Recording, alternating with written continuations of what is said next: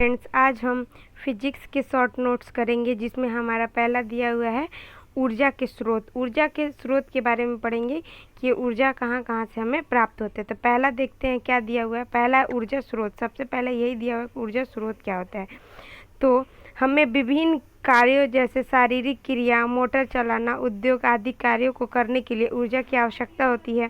यह ऊर्जा हमें ऊर्जा स्रोत से प्राप्त होते हैं। वे स्रोत जिन्हें हमें ऊर्जा प्राप्त होती है ऊर्जा स्रोत कहते हैं।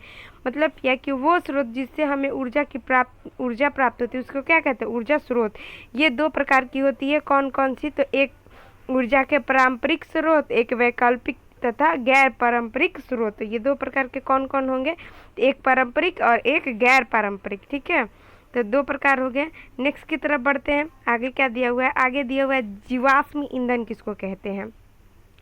जीवाश्म ईंधन जो होता है यह ऊर्जा का अनवीकरणीय स्रोत है जिसका निर्माण जीवाश्म के करोड़ों वर्ष दबे रहने के बाद होता है। जो जीवाश्म ईंधन है वो कैसे प्राप्त होता है? तो जो जीव जंतु मर के दब जाते हैं और करोड़ों वर्ष बाद वो क्या बन जाते हैं, जीवाश्म का रूप ले लेते हैं, जैसे कि पेट्रोलियम पदार्थ और कोयला आदि।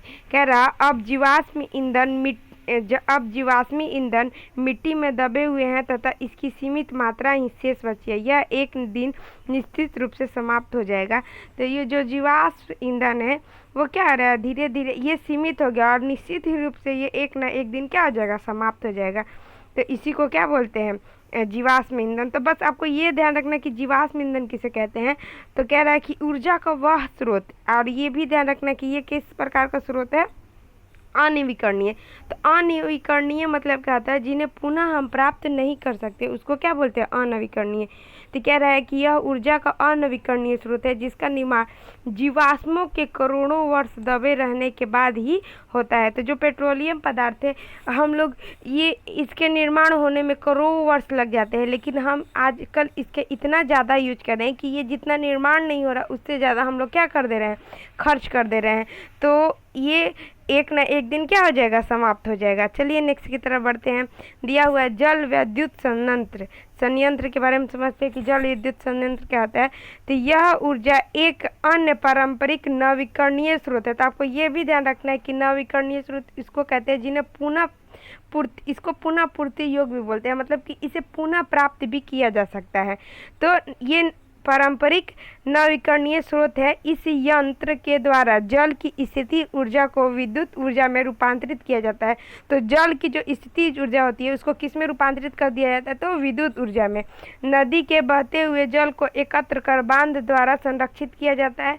जब नदी का बहता हुआ जल उसको क्या किया जाता है, बांध द्वारा रोक लिया जाता है।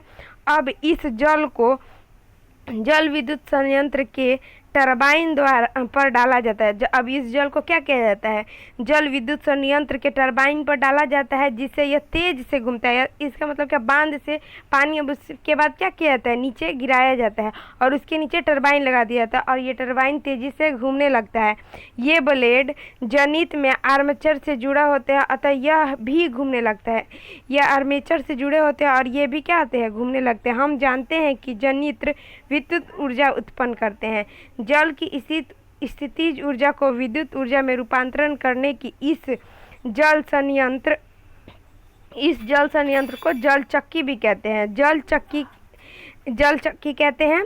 जल गिरने से यह तेज घूमते हुए जनित्र द्वारा जल की स्थितिज ऊर्जा को विद्युत ऊर्जा में रूपांतरित कर देता है।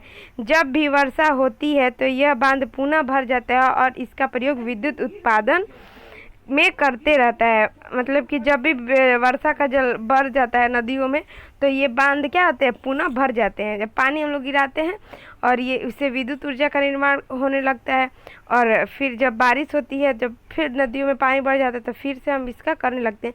तो ये क्या होता है, नवीकरणीय स्रोत। यानी कि जो बारिश होती है वो कभी तो ख़त्म होने वाली नहीं है, तो इसीलिए इसको कहते हैं नवीकरणीय। और एक है तापीय विद्युत संयंत्र। तो तापीय विद्युत क्या होता है, तो ये भी देख लेते हैं। तापीय विद्युत संयंत्र में प्रतिदिन जीवाश्म ईंधन को जलाकर जल की वाष्प बनाई जाती है। जो तापीय विद्युत संयंत्र में इसको क्या कहता है, जीवाश्म ईंधन को जलाकर जल की वाष्प बनाई जाती है। इस क्रिया में जीवाश्म ईंधन को रासायनिक ऊर्जा ऊष्मा में बदल देती है। तो मतलब रासायनिक ऊर्जा किस में बदल देती है? ऊष्मा में।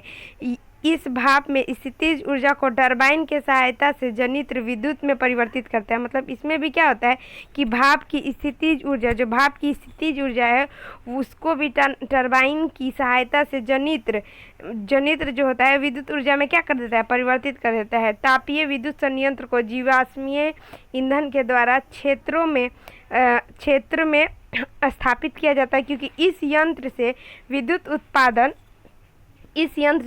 उत्पादन करने के लिए पहले जीवाश्म ईंधन को दहन कर उसकी ऊष्मीय ऊर्जा का प्रयोग विद्युत उत्पादन में किया जाता है। तो मतलब क्या है कि इस तापीय विद्युत संयंत्र में ऊर्जा प्राप्त करने के लिए हमें क्या करना पड़ता है? तो जीवाश्म को पहले जलाना पड़ता है, उससे ऊष्मा प्राप्त करना पड़ता है, और ऊष्मा से हम लोग को क्या करना पड़ता है? विद्युत बनाना पड़ता है। तो ये हो गया। आगे देखते हैं, कह रहा है कि जीवाश्मी ईंधन की हानि। जीवाश्मी ईंधन से क्या क्या हानि हो सकती है, तो देख लेते हैं। तो इसकी निम्न हानियाँ है, मतलब कि इसकी निम्नलिखित हानियाँ है। इसकी मात्रा प्रकृति में बहुत कम है। अभी बताया कि जीवाश्म ईंधन की मात्रा प्रकृति में क्या है? बहुत कम है। यदि इनका प्रयोग इसी दर से करते रहे तो ये जल्दी ही समाप्त हो जाएगा। इसका प्रयोग हम इसी रूप से करेंगे, इतनी तेज़ी से हम पेट्रोलियम और कोयले का हम यूज करते रहेंगे तो ये क्या होगा? बहुत जल्द समाप्त हो जाएगा। और ज़्यादा जीवाश्मी ईंधन के दहन से क्या होता है? प्रदूषण भी होता है। तो ये इनकी हानियाँ हो गई। ठीक है, नेक्स्ट की तरफ बढ़ते हैं।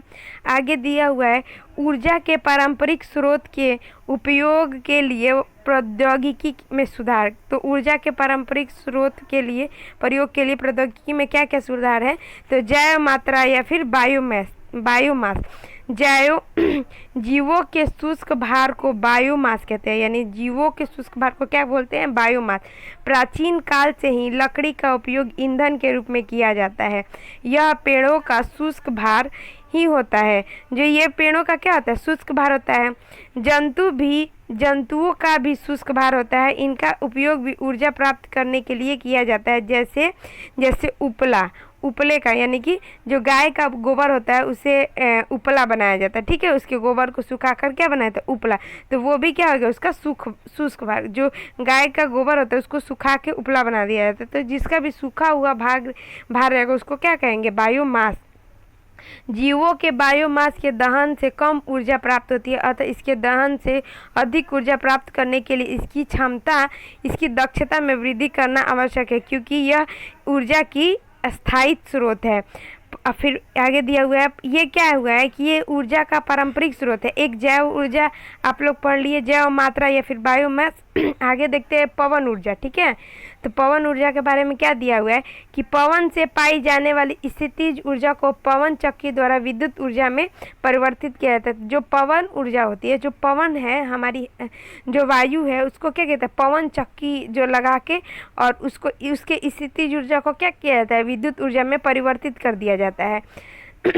पवन चक्की में एक बड़े पंखे को कुछ ऊंचाई पर स्थापित किया जाता है। जो पवन चक्की होती है उसमें क्या होती है? कुछ ऊंचाई पर एक पंखा स्थापित किया जाता है। जब पवन चलती है तो पंखा क्या होता है? घूमने लगता है। पंखे से जनित्र का आर्मेचर इस प्रकार जुड़ा होता है कि पंखे के साथ साथ आर्मेचर भी घूमने लगता है, जिससे विद्युत ऊर्जा उत्पन्न होता है। तो जैसे कि आपने अभी इसमें देखा था, टरबाइन में देखा था हम लोगों ने जल विद्युत ऊर्जा में, तो उसमें भी ये आर्मेचर से जुड़ा हुआ था और उसके जल के गिरने से क्या हो रहा था? टरबाइन तेजी से घूमने लग रहा था। उसी तरह इसमें भी है। कह रहा है कि जिससे विद्युत ऊर्जा जिसका प्रयोग हम विभिन्न कार्यों के लिए करते हैं। इन पंखों की चाल को बनाए रखने के लिए पवन का कम से कम 15 किलोमीटर पर घंटा होना चाहिए। जो पवन का चाल, उसको चलाने के लिए पवन का वेग कितना होना चाहिए? कम से कम 15 किलोमीटर पर घंटा। एक पवन चक्की से कम विद्युत उत्पन्न होती है, अतः इसमें प्रौद्योगिकी के द्वारा सुधार किया गया। अपर्याप्त ऊर्जा प्राप्त करने के लिए एक साथ अनेक पवन चक्कियों को लगाया जाता है। इन सभी चक्कियों से प्राप्त विद्युत का योग कर अधिक ऊर्जा प्राप्त कर लिया जाता है। तो ये सारी चीज़ें जो है ये हमारे पर्यावरण को भी हानि नुकसान नहीं पहुंचाएंगे। और ये कैसे है? ये नवीकरणीय योग है। आप बताइए, कभी पवन समाप्त हो सकता है? तो नहीं। बायोमास जो है जैसे गाय का गोबर ये वगैरह ये सब कभी समाप्त नहीं हो सकते। तो ये किस प्रकार के हो गए, नवीकरणीय योग ऊर्जा हो जाएंगे। तो इसको पारंपरिक ऊर्जा का स्रोत बोला जाता है। आगे दिया हुआ ऊर्जा के उत्तम स्रोत क्या है, तो ऊर्जा के उत्तम स्रोत वे हैं जिनमें पर्याप्त मात्रा में ऊर्जा प्राप्त हो। तो जिससे अच्छी मात्रा में ऊर्जा प्राप्त हो उसको क्या कहेंगे, ऊर्जा का उत्तम स्रोत। जो आसानी से प्राप्त हो हम लोगों को, जिससे लाने में कठिनाई ना हो, जिससे ऊर्जा का भंडारण हो सके ऊर्जा प्राप्त करना सस्ता हो। और आगे दिया हुआ है प्रति एकांक आयतन अथवा प्रति एकांक द्रव्यमान से अधिक ऊष्मा प्राप्त हो, वे सभी ऊर्जा के उत्तम स्रोत है। मतलब क्या है कि वो पर्याप्त मात्रा में हो, ऐसा नहीं है कि अभी अभी यूज कर रहे हैं कुछ टाइम बाद पता चले कि ख़त्म होने वाला है। और ये हमें आसानी से उपलब्ध हो, इसका हम भंडार भी कर सकते हैं। आगे देखो ये सस्ता भी होना चाहिए, और इसका कम मात्रा में अगर हम इसका यूज करें तो ये अधिक ऊष्मा प्राप्त करें। ये सब ऊर्जा के कैसे हो जाएंगे, उत्तम स्रोत हो जाएंगे। आगे है सौर ऊर्जा किसे कहते हैं। तो सौर ऊर्जा क्या है, तो यह ऊर्जा का एक गैर पारंपरिक स्रोत है। ये ऊर्जा का कैसा है, गैर पारंपरिक स्रोत। इसमें जनित्र की आवश्यकता नहीं होती है। इसमें क्या होती है, जनित्र की आवश्यकता नहीं होती है। सौर ऊर्जा प्राप्त करने के लिए सौर सेल लगे होते हैं। जो सोलर प्लेट आप लोग देखते हैं वही सौर ऊर्जा को प्राप्त करने के लिए सौर सेल लगे होते हैं, जो सूर्य से प्राप्त ऊर्जा को विद्युत ऊर्जा में परिवर्तित कर देती है। सौर सेल सिलिकॉन के बनाए गए होते हैं जो आसानी से उपलब्ध होते हैं। एक सौर सेल से कम ऊर्जा प्राप्त होती है, जैसे पवन चक्की में था कि एक पवन चक्की से कम ऊर्जा विद्युत का निर्माण हो रहा था। तो इसी तरह एक सौर सेल से क्या होता है, कम वो हमें ऊर्जा प्राप्त होती है। तो इसीलिए इसमें भी क्या किया जाता है, कई सारे सेल को लगा दिया जाता है, और कई सारे तो इससे क्या हो जाता है हमारी, देखो यहाँ पे दिया हुआ है कि एक सौर सेल से कम ऊर्जा प्राप्त होता है अर्थात कई सारे सेल जोड़ दिया जाता है। इसे सौर सेल पैनल कहते हैं। जब बहुत सारी सेल जोड़ दी जाती है तो इसको क्या बोलते हैं, सेल पैनल। हालांकि चांदी लगाने से सौर पैनल की लागत बढ़ जाती है तथा ऊर्जा कम मात्रा में प्राप्त होती है, फिर भी इसका प्रयोग किया जाता है क्योंकि इसका उपयोग से इसके बहुत से उपयोग है, जैसे वैज्ञानिक तथा प्रौद्योगिकी में, मानव निर्मित उपग्रह तथा अंतरिक्ष अन्वेषण युक्ति में। ये जो चांदी वाला है इसका बहुत सारा प्रयोग होता है, इसीलिए क्या किया था, इसका यूज किया था। इन जगहों पर अन्य स्रोतों से प्राप्त ऊर्जा का प्रयोग करना कठिन है। जैसे कि हम अगर मंगल पे चले जाए तो मंगल पे हम जाएंगे तो वहाँ पे तो कुछ नहीं तो सूर्य की तो रोशनी जरूरी आएगी, तो वहाँ पे हम क्या कर सकते हैं, सौर ऊर्जा बना सकते हैं। क्यों अन्य ऊर्जा इस स्थानों तक नहीं पहुँच पाती, कह रहा है कि क्योंकि अन्य ऊर्जा इन स्थानों पर नहीं पहुँच पाएगी। जो अन्य ऊर्जाएं हैं वहाँ से टरबाइन वहाँ पे कैसे बनाएंगे, पानी कहाँ से बनाएंगे, पानी कैसे वहाँ पे ला पाएंगे। तो जो सूर्य की रोशनी होती है वो सभी जगह व्याप्त होती है, ठीक है। तो चलिए नेक्स्ट की तरफ बढ़ते हैं। समुद्री ऊर्जा क्या होती है, तो यह ऊर्जा गैर पारंपरिक स्रोत है। ऊर्जा समुद्र से ऊर्जा कई प्रकार से प्राप्त की जाती है। पहला है ज्वारीय ऊर्जा। तो दिन के समय चंद्रमा का घुर्तीय खिंचाव, जो दिन के समय चंद्रमा का घुर्तीय खिंचाव समुद्र के जल का स्तर चढ़ता व गिरता है, जिसे ज्वार भाटा कहते हैं। जो दिन के समय क्या होता है, चंद्रमा का घुर्तीय खिंचाव क्या होता है, समुद्र की तरफ बढ़ता है, और जल स्तर क्या होता है, ऊपर की ओर उठते रहता है और गिरते रहता है। तो इसी को क्या कहते हैं, ज्वार भाटा। ज्वार भाटा में जल का चढ़ना और चढ़ना गिरना क्यों, जब ज्वार भाटा चढ़ती और गिरती है तो उससे क्या बनता है, ज्वारीय ऊर्जा बनती है। फिर है कि समुद्र के संकीर्ण क्षेत्र में टरबाइन लगे होते हैं, जिसकी सहायता से जनित्र ज्वारीय ऊर्जा को विद्युत ऊर्जा में परिवर्तित कर देता है।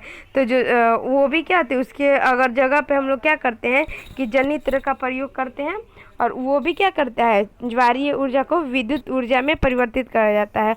आगे देखते हैं तरंग ऊर्जा क्या होती है। जो समुद्र की तरंगे होती है वो ऊर्जा कैसी होती है, तो महासागरों के आर पार बहने वाली पवनें, जो महासागरों के आर पार बहने वाली पवनें प्रबल तरंग उत्पन्न करती है। इन तरंगों से जो समुद्रों के ऐसे लहरें देखते होंगे वही उसी के बारे में बोल रहा है कि इन तरंगों की ऊर्जा का प्रयोग केवल वही किया जा सकता है जहाँ तरंग ऊर्जा को काम में लाने के लिए विभिन्न तकनीक विकसित हो। इनका प्रयोग से तरंग टरबाइन को घुमाता है तथा इन तरंग ऊर्जा जनित्र द्वारा विद्युत ऊर्जा में बदल जाता है। आगे है महासागरीय तापीय ऊर्जा। तो महासागरीय तापीय क्या होती है? समुद्र या महासागरों से की ऊपरी सतह पर जल सूर्य के द्वारा तप्त हो जाता है, जबकि गहराई में ठंडा रहता है। ताप में इस अंतर का महासागरीय तापीय ऊर्जा रूपांतरण विद्युत संयंत्र से ऊर्जा प्राप्त किया जा सकता है। OTEC विद्युत संयंत्र तभी कारगर होता है जब पृष्ठ पर जल का ताप 2 किलोमीटर तक गहराई पर जल के ताप में 20 डिग्री सेल्सियस का अंतर रहता है। पृष्ठ के जल से अमोनिया जैसे जलवाष्प द्रव को उबाला जाता है। बनी वाष्प से जनित्र के टरबाइन को घुमाया जाता है, जिससे विद्युत ऊर्जा प्राप्त होती है। इस बनी वाष्प को पुनः ठंडा जल में संग्रहित कर लिया जाता है और ठंडा जल पाइप द्वारा खींच लिया जाता है।